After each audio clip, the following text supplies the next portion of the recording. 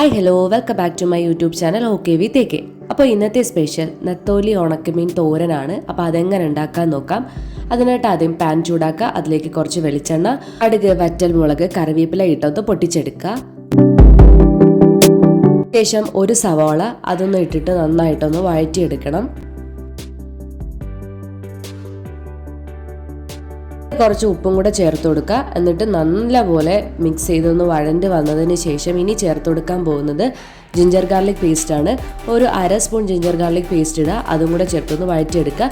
ഇനി ഒരു മുരിങ്ങയ്ക്കയാണ് എടുത്തിട്ടുള്ളത്, അതും കൂടി ഞാൻ ചേർത്ത് കൊടുക്കുന്നുണ്ട്.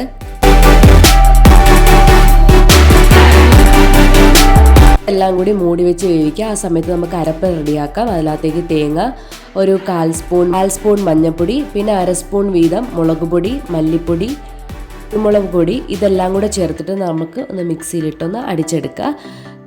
സമയം കൊണ്ട് നമ്മളെ മുരിങ്ങയ്ക്കയും അതുപോലെ തന്നെ സവോളയും നന്നായിട്ട് വെന്ത് വന്നിട്ടുണ്ട്.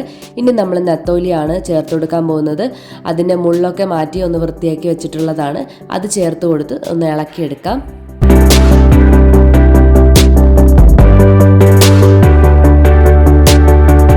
ശേഷം വേവാനായിട്ട് ആവശ്യമുള്ള വെള്ളവും കൂടി ചേർത്തിട്ടൊന്ന് അടച്ചു വെക്കാം.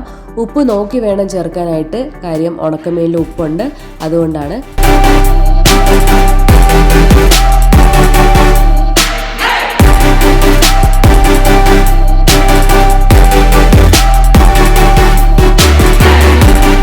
അങ്ങനെ ഒന്ന് വെന്ത് വന്നിട്ടുണ്ട്. ഇനി നമ്മൾ അരപ്പ് ചേർത്ത് കൊടുക്കാൻ പോവാണ്. അരപ്പ് ചേർത്തിട്ട് കുറച്ച് വെള്ളവും കൂടെ ചേർത്തിട്ട് മൂടി വെച്ച് വേവിക്കാം.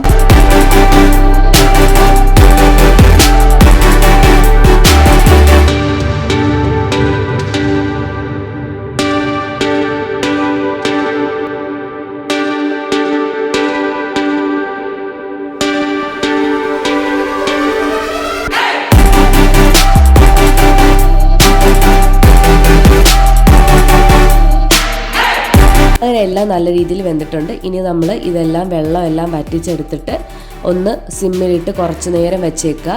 അതിനുശേഷം കുറച്ച് കറിവേപ്പിലയും കൂടെ ഇട്ട് വെക്കുക. അങ്ങനെ ഉണക്കമീൻ തോരൻ റെഡി ആയിട്ടുണ്ട്. അപ്പോൾ ചാനൽ ഇതുവരെ സബ്സ്ക്രൈബ് ചെയ്യാത്ത എല്ലാവരും സബ്സ്ക്രൈബ് ചെയ്യുക. നെക്സ്റ്റ് വീഡിയോയ്ക്ക് വേണ്ടി വെയിറ്റ് ചെയ്യുക. അതുവരേക്കും ബൈ ബൈ.